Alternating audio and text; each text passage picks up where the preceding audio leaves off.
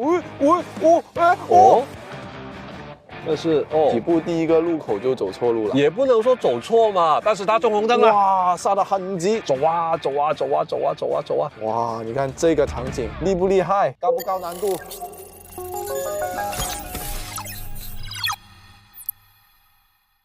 Hello， 大家好，欢迎来到智能车研究所特别策划之3英战吕布。所以这一集的名字是什么呢？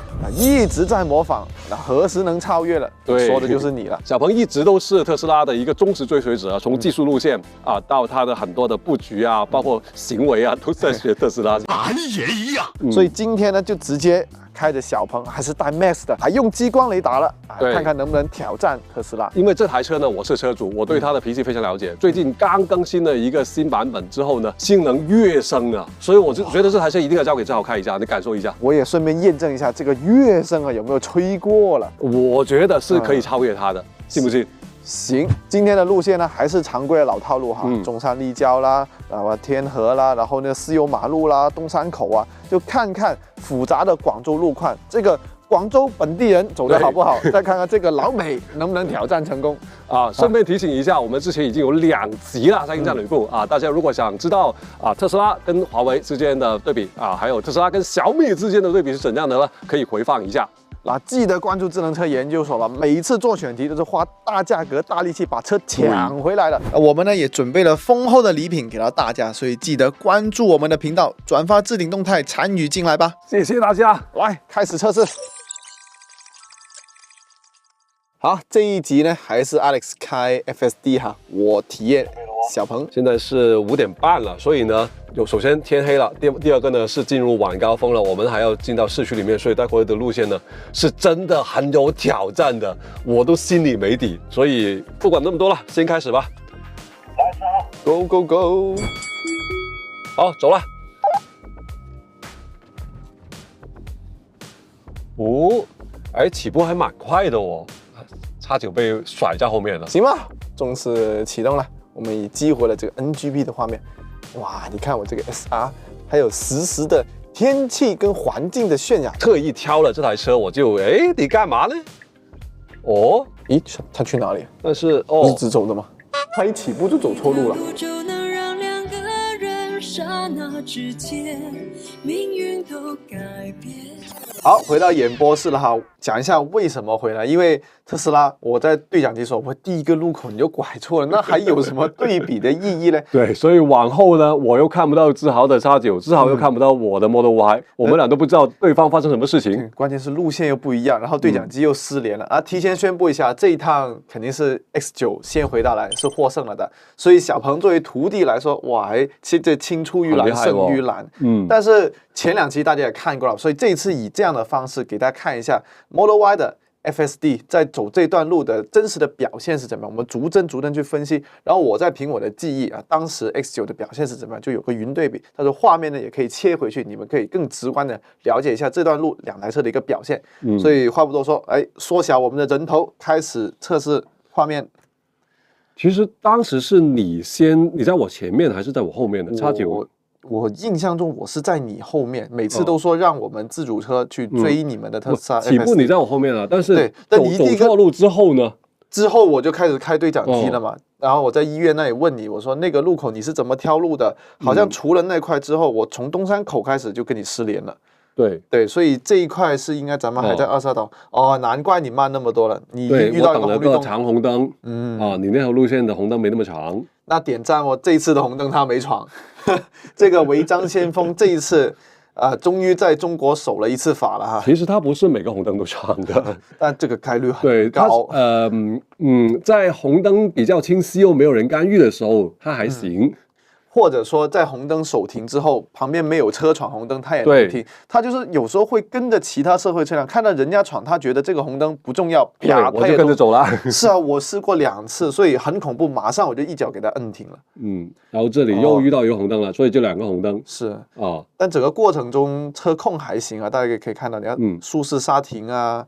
最后那溜停那一点，以特斯拉这么硬的悬架，整个机器都没有那种摇晃，对吧？证明它刹停的感觉是舒服的。其实特斯拉就这套 FSD 它的基础能力是很强的，尤其是你理解到这套 FSD 是怎样来的时候，你就会觉得它真的是厉害。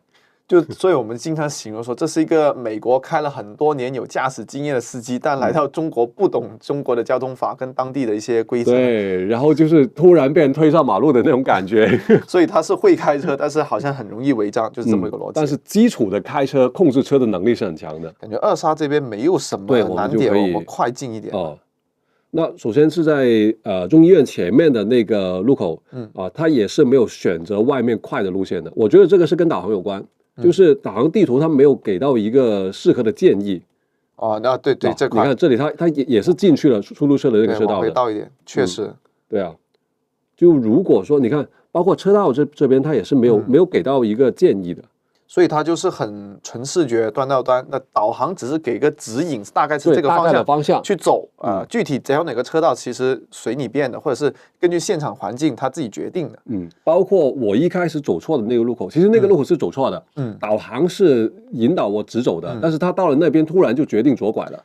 这个也就是猜不透了。你说挑车道这个还能解释一下，那个完全猜不透。所以我感觉它的逻辑就是导航给个大的方向，然后呢就 FSD 它自己会决定我在这个大的方向下面，我可以这个路口拐左也行，拐右也行，有一些自主选择。那 X9 在中医院那边它是走外面快车道还是？它结果是走外面的，但是过程中它有一个博弈跟思考，那个 SR 的蓝条一直在这样摇摆，然后就是对的中间那个隔离带是一左右，就是好恐怖，最后差点要蹭着那个隔离墙上去了。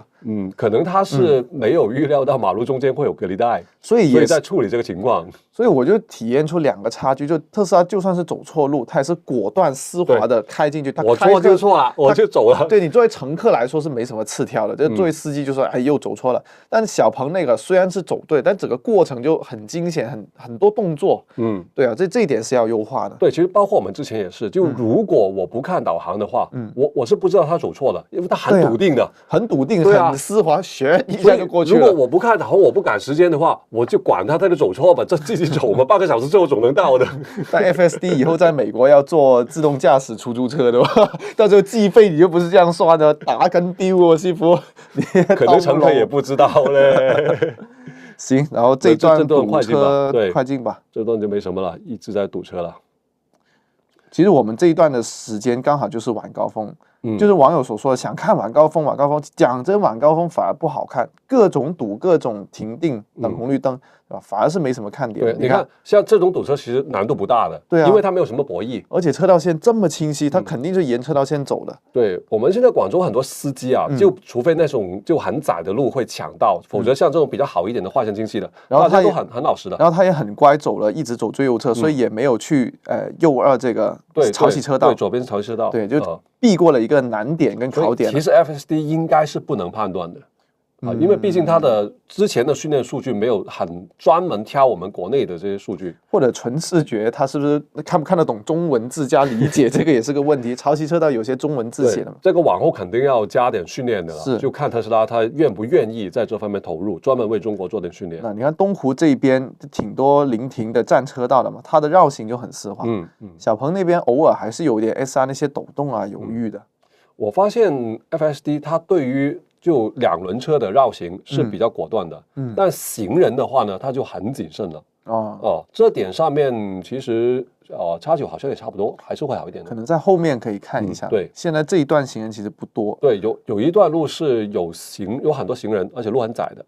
你看这一段，它其实就算开慢一点，你看节奏是 OK 的，绕这个公交车，很果断，没有说停定想半天。哪怕公交车外面有个自行车，它也再往左压一点线，它没有那种规则的，硬要回去再出来，硬要回去，没有的，一下就一把就把几个东西一起绕开了。对，它绕完之后又会回到自己车道，就怕它会记得自己原来是哪个车道的，我绕完还会回来的。对，你看它马上绕完这几个障碍物之后，它马上知道要向右了，沿着导航变道，所以这一下其实挺好的。这个就是有之前都闯过红灯的路口了。那现在呢？这个路口就很典型啊，因为它是直行灯跟左右拐的灯是异步的，所以直行灯转绿灯的时候，加上旁边的车走了，它就判断可以走了，它就不管了。所以现在 FSD 我觉得它是看不懂那种左右的控制的。这一下是有没有闯？这个没这个闯，这个没闯的，这个是绿灯的。OK， 对，这一次就没闯，但是上2次在这个地方他闯。你看他这种礼让很好人家那个小哥已经招手让你过了，你才过的，对吧？对，因为后面有车了嘛，所以我这里就帮他一下了。主要是这种路口本身那个绿灯时间不长，你堵住后面的话，确实很讨厌的。就是我们做测试归测试，但是要以道路的这个安全跟效率为重不能说我为了测试，对吧？我卡在那里半天不行，这样很不道德。对，这一段也可以快点了。对啊，这无惊无险，因为前面有个 Ion 把你压了节奏。对，我这里就说嘛，你看前面的 Ion， 他肯定是人驾的，但速度压得很慢。就是我后来看了一下，那司机可能在用手机在等抢单或者怎么样之类的。对，你这一下博弈其实他没啥动作或者是抽动，对吧？有的车可能会这样的避一下。他很顺滑的，很顺滑的。你看，就让道让速，把那个道给让出来。对，因为这个旁边的车其实他也没有过来抢我的道，他就稍微让一点，就很丝滑的把油门一放，让你过。我现在这个版本的 X9也处理这种情况也挺好的。其实小鹏车对车的博弈处理也是比以前好很多了。它主要还是像你刚刚说，行人这边它的安全级别太重了。一看到行人迎头向你走过来，哇，那脚刹车就很重，就不管怎么样，我先停下来。然后面对你们想看什么电机大军啊，或者是那种上下高峰期，很多人穿行的，哇，卡在那里，扛的走不动了，走不动了。好，这边是因为前面那个车接了一个人。这个路口我第一次开 FSD 呢，它是冲了这个红灯的。很走运。这回是绿灯的是红前面有车，有车帮你挡了，前面有车。要是没车挡的话，我那次就直接就杀过去了。那这一段路叉9走的时候应该是没有任何问题吧？很顺，很顺，因为这一段难度其实是比较低的然后马上前面呢就开始上难度了。哇，前面那个谁都搞不定了，那些就是自驾最难搞的，人多路窄，还有各种哇，你看这下让这个奥迪，也让得很顺。如果大家看时速表你会发现那个时速它没有很快的变化。这是因为它要停一下。但它有没有绕呢？没有，不够了。加上左边有个人所以它不会那么激进上马路牙去绕。不会，不可能的，不至于这个人一走出来他就马上慢。你看那个速度，对吧？很顺，有一点速度的，但是他又不会给你刹停。一旦刹停再起步就不舒服了。有了，这边因为这个人他好像想出来了，他就刹停了。我觉得 FSD 好像他会判断那些人的方向动向，对，但他那个判断是不准的。但是能看出来，有时候他好像判断那个人，他就会减速了。这个人他扭了一下头的时候，他就开始减速了，已经。对，他好像有那种，就尤其比较明显就如果前面有个人的话，有2个人想那种穿行马路的时候，他就很明显会减速了。你看这个。如果是小鹏的话，有人迎面朝我走来，他就会很大一脚给我摁停或者摁着点头。但 FSD 这个，你看速度是慢慢溜停，慢慢，他也一样，他也一样判断有人过来的时候，他也会停，但是他的溜停体验会好。所以其实这一段路是我们走整条路里面最难受的。你看着这个路就觉得，如果我开车我是能过的，但是这些自驾系统就是就 X9 也是这样表现嘛。迎头来一个，当时 X9 的咵。然后我又不想卡在后面按喇叭吧，我一共驾点一点点油门，然后稍微一松它就咵就把我摁死，一松就把我摁死，所以整个过程共驾的体验也没有太好。安全优先嘛。哇，所以我当时就发表一个观点，我说国内现在没有 L4、L5 以上的话，其实你还是要考虑共驾的这个交互体验的，不能完全说按照你方向盘死死的，刹车就紧紧的，不行的，你得留个共驾的窗口给我。对，其实如果把这种就前方有人或者有障碍物的时候的共驾那种油门的感觉，把它调得像那个单踏板模式那种感觉，我觉得就对了。就你可以回收的距值很大，但是你不能一下摁死。对，松的时候你可以快一点，但是你不要咵一下。你看又有人迎头逆行过来，然后这边又开门，对，他就停在这就不走了。对，不走了观察好没什么问题再溜，所以就很难受了。这个地方其实我也是我受不了，我就踩一下油门，但是一松开它又不走的。但这个体验我就说共驾会好嘛，你松了之后它是慢慢溜停，不是给你一脚给你摁停的。对，它不会太急。但这一段你看，其实路上的人，你说有吧？也不多。是，对啊，X9会不会那么保守呢？X9的话，它的节奏会没有这个这么顺，就是刚刚说的会比较钝。对啊，然后甚至离得远远的时候，他其实一来是不敢走，二来是那个方向啊，很多零碎的小动作，就是他 SR 会看到他规划，好像能不能绕这个人呢？不行，又回来，能不能绕那个人呢？不行，又回来，这就反映在方向上，哇，一转，就方向有点打手，整个过程，你看特斯拉这个方向盘，它就算要规划或者不规划，它也不会反映在这嘛。我接管了啊，对啊，我接管绕过去了，因为实在受不了了。好了。关键是你看接管之后，我再启动，其实它还是很慢的。但我觉得整个节奏倒是慢的，可以理解。小鹏比较好的一点是哈，比如说他那个 SR 会规划出这个行人的这个岛上，那有没有行人的这非机动车道它会有一个红线，两边都会实时渲染出来。然后只要人在这个红线上面的话，它就不敏感了。他就能慢慢的过，但一旦那个人踩到这个红线，或者是踩进来机动车道的话，他就像我说的，很紧急。所以这个就是小鹏这种本地企业，他们已经摸到一种方法了。是 FSD 呢，它不会这样的 ，FSD 就只要就像这条路，它也分辨出来马路跟人行道，但它不管，只要人行道上的人比较接近马路，它就非常谨慎了，它就不动了。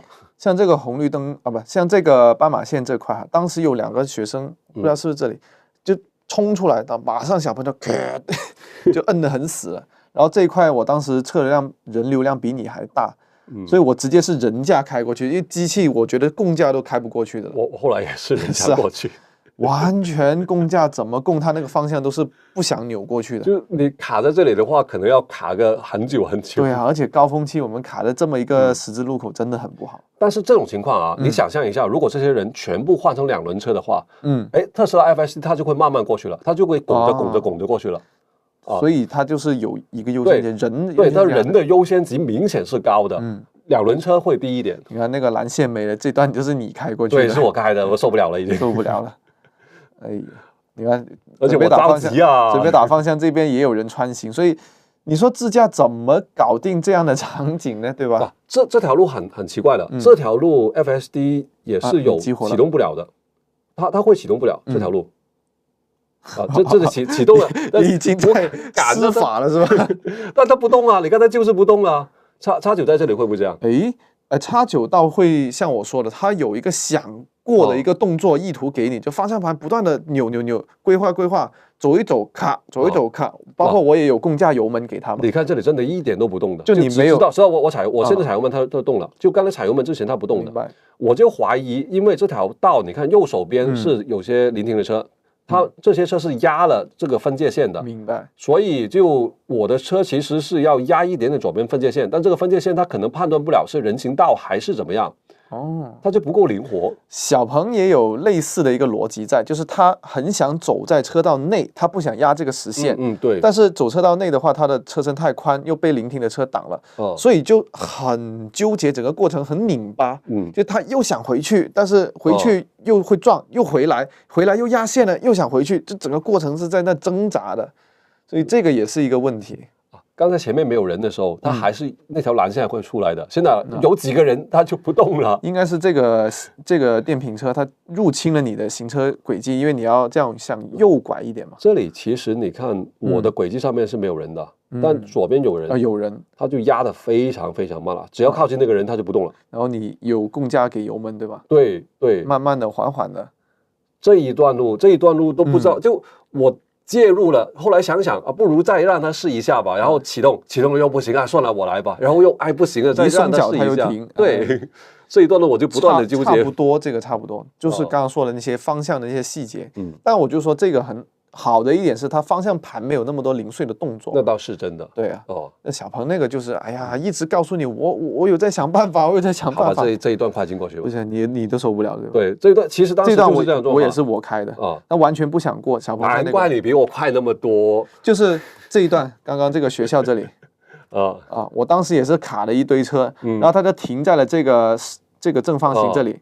就你看我看你，我就看什么看，赶紧走啊！好尴尬呀，人家看着我们就不知道干嘛，你是要停车呢，还是要干嘛呢，对吧？对，过吧这一段。这个也是你开的还是他开的？这里是我开了已经。这一段我倒记得是小鹏好像自己能绕过去。哦，不是，也是我后来共驾给他开过去我了。感觉是那种有人的情况，小鹏会相对大胆一点点。FSD 就是有人，他就非常非常胆小。不过有一说一啊，但以 FSD 这么相对弱的感知来说，没有什么惊险场景，也算是说得过去。说到弱感知，留一个悬念，后面有个地方可以看得出来，就至少没有说漏检测或者是刹到那倒是对那种什么惊险场景，至少是目前没看到。这个路口，就是之前你记不记得第一次我开 M7 的时候被我卡了，你卡住了。这个路口小鹏出去的时候也有些状况，待会可以说一下。小鹏是不是在斜坡上面起不了步？倒不是，他是出去的之后，比如说来到这块，对，就这样，你这个应该是慢慢能过的吧？你也是刹，他是走到斑马线这里，半个车身出来之后，刚好有学生鬼探头出来了，对，然后互相的卡，我们也刹死在这里。然后当时那个红绿灯已经在跟你一样，对吧？对，打秒快到黄灯了，然后两边也有车快要接近了，所以我就赶紧共驾了油门，让他赶紧通过，不能让他卡在路中间，不然就很尴尬。我刚才也是共驾了油门，对啊，就是你眼看着3、2、1啦，所以其实大家结果上是差不多，只是一些车控的细节体验不一样，就能过的还是你也能过，我也能过，对吧？你惊险的，我也是很惊险，对。就至少在这种非常极端的博弈场景下面，大家都没有显示出谁高谁低，就没有什么所谓的碾压式的胜利啊，或者是啥被海放啊，没有。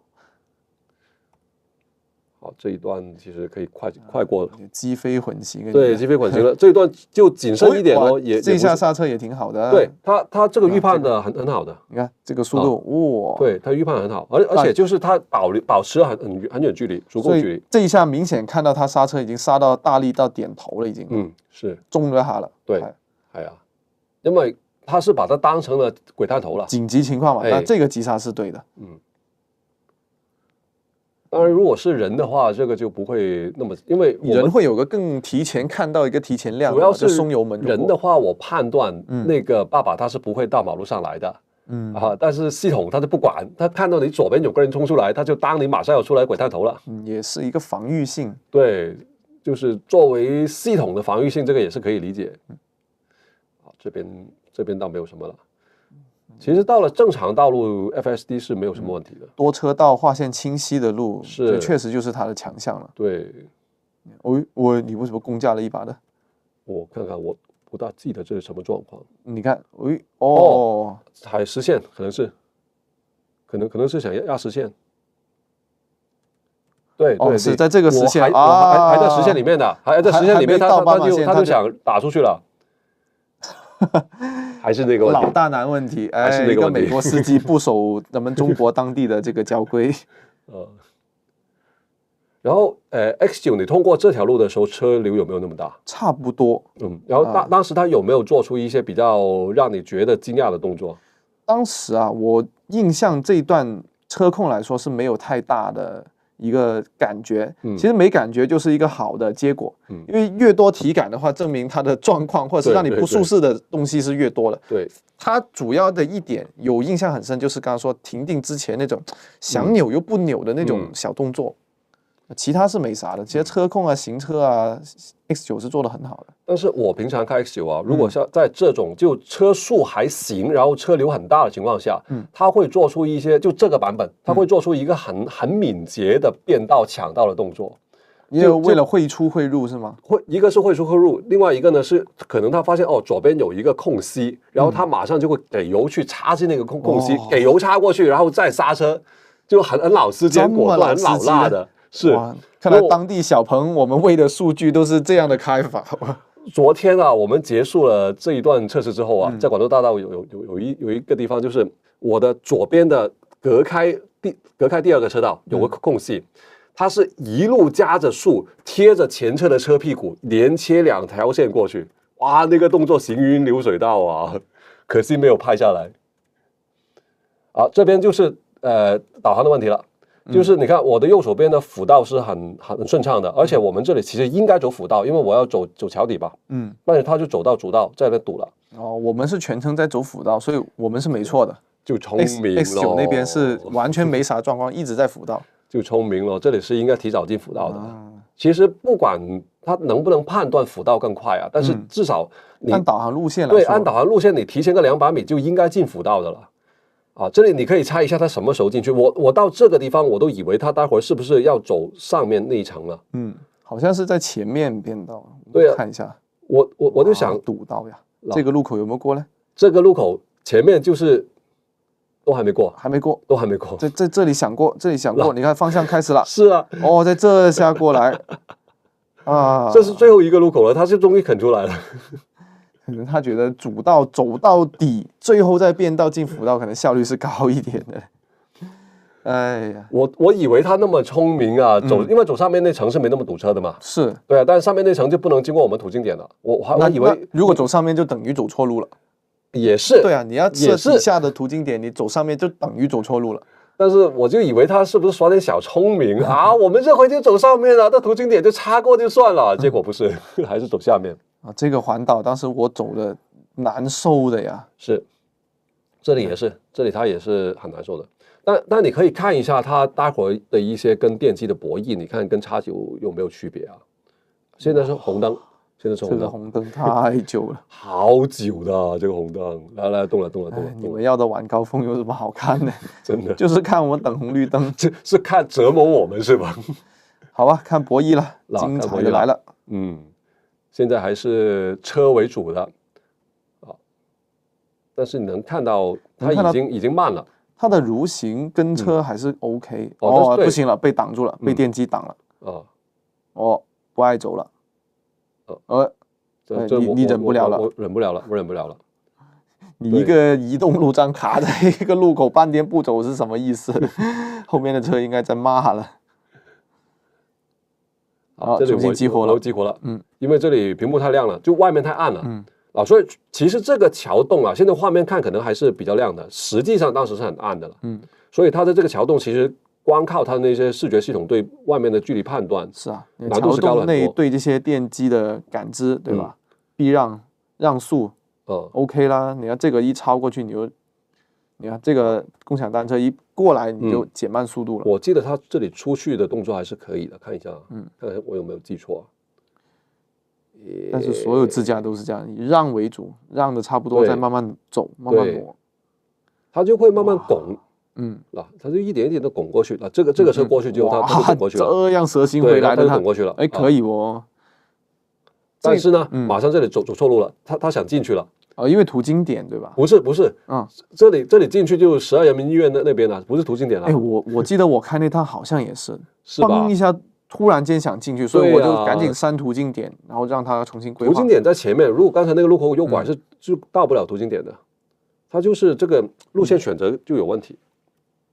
而且想不明白，就是导航明明让他直走的时候，他为什么有时候突然想拐弯去绕道呢？对吧？对，这个是可能是不是在美国那边？因为美国很多路是比较方方正正的，比较规整的，就绕是可以绕回去的。对，就是比如说下一个 block， 我在这个 block 我先绕过去，下一个再过来也行。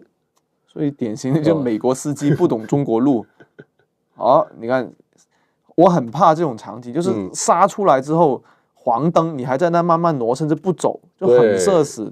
这个时候你也接管了，对，受不了他，不然卡在中间，电机在你身边穿，对吧？那个时候好尴尬的。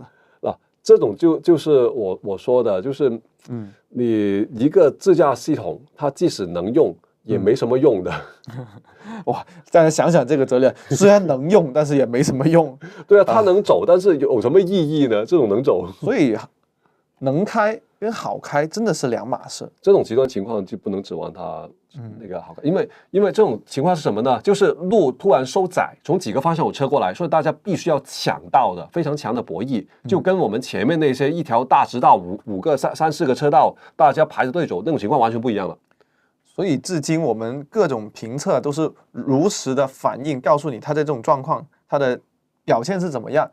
能力高低，但是不代表我们推荐你说啊，我们说它这个特斯拉表现好，车更好，就是推荐你买，买不买是两码事，对吧？至少它有值得学习的地方，但不代表说现在64000我就是叫你冲。然后这一下减的就是因为我们后半段，因为后面太无聊了，后面全都是那种堵的，就几厘米那样堵的镜头，我们就把它砍掉了。其实 X9那边我们一直跟着车走，跟着导航走，也是最后说不如停了吧，我们一个红绿灯停个。就一个红绿灯才过个2-3台车，然后摄像大哥剩下那3分钟红灯就一直这样举着看着我，哇，也没什么看点，所以最后就停掉。所以后半段应该是快没了，对吧？这里就离开了最堵那个路段，就重新回到广州大道了。其实X9出广州大道的辅道出主道那块哈，已经比很多的车做得好，但是它还是有点那种。死板的那种规控的逻辑在里面，就是它一定要先变道成功，才解决这个加速前行。所以前面是有一片，比如是三角形的逐渐收缩的区域，可以给它加速，但是它不愿意加速，要先变道。所以在那块也是卡了一会当地的出租车司机的。可能这个状况我倒没有遇过。这个因为我是现场，当时第一趟我是开 FSD 的，所以这一点的话 ，FSD 做的是比他好，他会懂得先往前走，再找缝再进去，而不是说在一个路口也硬要变完这个道再往前走，是两个逻辑的。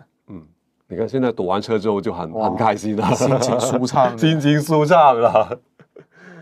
走到这种道路上面的话，就哪怕晚高峰的话，也是很舒服的。对啊 ，X9也是要回到这里舒服到连续变道，把效率又高又稳。是，所以后面应该状况就不多了，因为过完那几个堵车。但这个时候其实你已经在我前面了。我甚至应该是快到了。不，我后来是看到你尾灯了。就后面也慢慢追上了，因为后来二沙岛那边的红绿灯，对，就逐渐把那个差距给拉回来了。是，所以其实这种对比的自驾测试啊，我们说看谁的速度快、时间短，这个只是一个游戏而已了，你真的不能较真的，因为路上有太多干扰的状况。其实后面看点就真的不多。对，就后面唯一的看点就还是那个，就我们看能不能倒过去那个地方，直接快进到那个地方吧，就是。FSD 昨天非常稳定发挥的一个点，永远都会走错路的那个点。你看导航那个线已经是对吧？右拐之后就一条直线就到了嘛。永远在那个直线的中间，突然间要右拐。我们是跑了3趟比赛，然后 FSD 错了4次，为什么呢？因为有一次至少不管他回来，他还是错的。行，我们总结一下体验吧。就刚刚说到，你说比谁快比谁慢，这个可能是一个竞赛，要量化一个指标，让大家直观看出谁能力可能更高一点、更低一点，对吧？因为快慢就涉及到什么加速的效率啊、变道成功率啊，以及博弈的这个对吧能力啊等等，是吧？对，包含了很多关系在里面，但不代表说快就一定是体验很好。慢的那个其实也有一些就是值得学习，对吧？对，还有我们去思考的一些地方。但我当时很大的一个观点，第一个就是说，你现在不是 L4、L5 的话，我觉得共驾的体验真的要留个窗口期，真的要做好一点，不能说机器那个方向死死的，或者拽来拽去，对吧？那个刹车这么死，你得给我个共驾的体验，对吧？这一点其实大家我觉得可以都有待进步吧。其实大家各有各的问题。那 FSD 的话，值得学习的地方就是它的开车的能力真的很强，控车很老司机，基础能力很强。对啊，脚法呀、手法、打方向，你看他走错路都是丝滑的拐，没有说在中间看那个栅栏，看那个人，哎呀避一把，哎呀又回来一下，没有这么多的这些小动作的，所以这个我觉得也是值得学习的地方。当然，你说不守法这些，直接一票否决，该批评，对吧？该骂就骂。冲红灯什么跨时线，这是不可原谅的事情。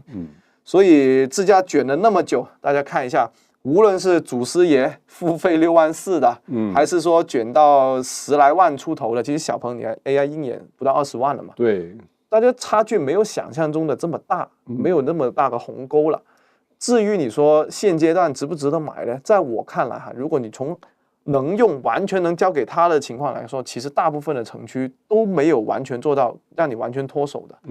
所以至今性价比最高的应该是998那种什么天眼 C 的这种方案，高快加泊车。的加泊车是的。如果城区的话呢，主要看一下大家用车的环境、用车的场景。就如果你上下班通勤的路线里面有比较大比例是那种高快路线，或者说像我们的广州大道啊、东风路啊那种就划线比较清晰的，哪怕车流大也不怕。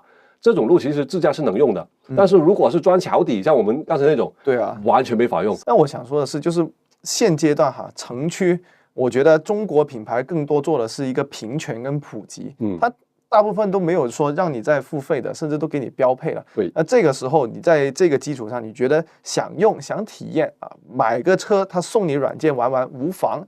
但如果真的要花钱的话，那你们对比我们之前做过的这么多期视频，无论是今天的三英战吕布，还是我们之前的一镜到底，你都可以参考一下，看看哪个品牌，对吧？用个发展的眼光看它硬件布局到不到位，然后它的 OTA 的进度快不快，这些可能比当下的能力高低是来得更重要的。对，是吧？所以记得订阅我们智能车研究所啊，关注一下，关注我们的账号。关于智能的内容，我们一定是有求必应。係啦，所以就差不多了。三英战吕布对比华为、小米、小鹏都看到这里了。还有什么想看的，记得留言关注我们，对互动起来。下期节目再见了，好，拜拜。